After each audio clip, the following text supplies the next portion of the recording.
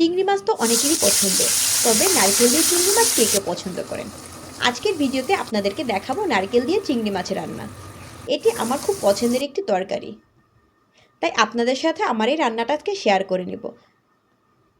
নারকেল দিয়ে চিংড়ি মাছ তৈরির জন্য প্রথমে আমি এখানে নারকেল কুড়িয়ে ব্লেন্ড করে নিয়েছি। আপনারা চাইলে পাটায় বেটেও নিতে পারেন।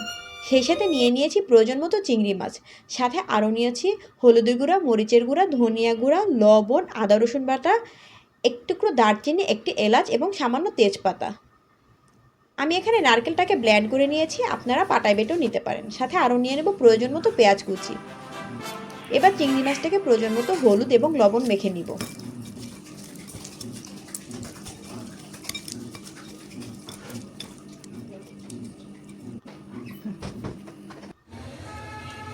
হলুদ লবণ মেখে মাছগুলোকে প্রথমে আমি ভেজে নিব। এর জন্য একটু পাত্রে প্রয়োজন মতো তেল দিয়ে দিলাম।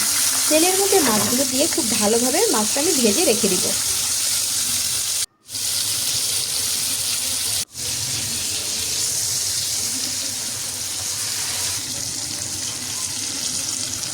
যারা আমার ভিডিওটি দেখতে শুরু করেছেন প্লিজ আমার পুরো ভিডিওটি দেখবেন, এবং আমার ভিডিও সম্পর্কে কোনো মতামত থাকলে অবশ্যই আমাকে কমেন্টস করে জানাবেন।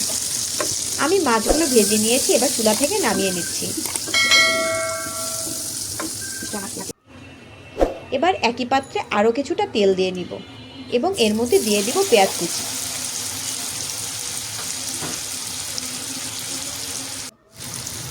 সাথে এক টুকরো দারচিনি, একটা এলাচ এবং দুটো তেজপাতা দিয়ে দিয়েছি। পেঁয়াজটা খুব ভালোভাবে ভেজে এর মধ্যে গুঁড়া মশলাগুলো দিয়ে দিব। আমি এখানে দিয়েছি হলুদের গুঁড়া, মরিচের গুঁড়া, ধনিয়া গুঁড়া, আদা রসুন বাটা এবং স্বাদ মতো লবণ। মশলাটাকে ভালোভাবে কষানোর জন্য আমি এখানে সামান্য পানি অ্যাড করেছি, তা নাহলে মশলাটা পুড়ে যাবে। মশলাটা যখন খুব ভালোভাবে কষানো হয়ে যাবে, মশলাটা থেকে তেলটা ছেড়ে দিবে, এবার আমি বেটে রাখা নারকেলটা এর মধ্যে দিয়ে দিব। নারকেলগুলো মশলার সাথে খুব ভালোভাবে মিশিয়ে নিব। মনে রাখবেন নারকেল তরকারি সবসময় ছিটতে শুরু করে, তাই আমি ঢাকনা দিয়ে ঢেকে নারকেলটাকে খুব ভালোভাবে কষিয়ে নিব। ঢাকনা খোলা অবস্থায় কখনো নারকেল রান্না করা যায় না, তাহলে দেখবেন নারকেল ছিটতে ছিটতে আপনার চেহারা চলে আসবে। ঢাকনা দিয়ে ঢেকে বেশ কিছুক্ষণ সময় নিয়ে আমি নারকেলটাকে কষিয়ে নিব। দেখুন নারকেল থেকে তেলটা ছেড়ে দিয়েছে, মানে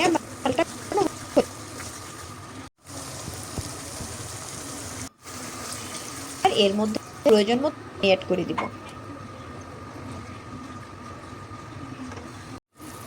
যখন পানিটা ফুটে আসবে, এবার এর মধ্যে ভেজে রাখা চিংড়ি মাছগুলো দিয়ে দিব।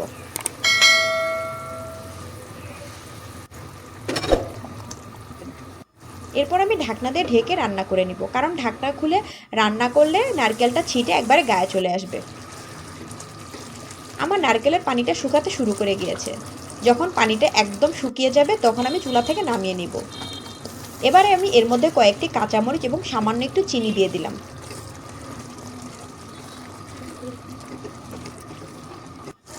এই পর্যায়ে ভালোভাবে নেড়ে নেড়ে আমি নারকেলের সম্পূর্ণ পানিটা শুকিয়ে নিব। পানিটা শুকিয়ে যখন একেবারে ভাজা ভাজা হয়ে যাবে তখন আমি চুলা থেকে নামিয়ে নিব। আমার রান্নাটা প্রায় হয়ে গিয়েছে। যারা আমার ভিডিওটি দেখছেন প্লিজ আমার চ্যানেলটিকে সাবস্ক্রাইব করে দিবেন, এবং যারা ফেসবুক পেজ থেকে দেখছেন প্লিজ আমার পেজটিকে একটি ফলো দিয়ে রাখবেন। আমার রান্না হয়ে গিয়েছে, এবার চুলা থেকে আমি নামিয়ে নিলাম। ব্যাস, তৈরি হয়ে গেল আমার দারুণ মজাদার নারকেল দিয়ে চিংড়ি মাছ। অনেকের এটি পছন্দের খাবার, আবার অনেক হয়তো বা কখনো নারকেল দিয়ে চিংড়ি মাছ খাননি। আপনাদের বলবো আপনারা একবার হলো এভাবে তৈরি করে খেয়ে দেখবেন।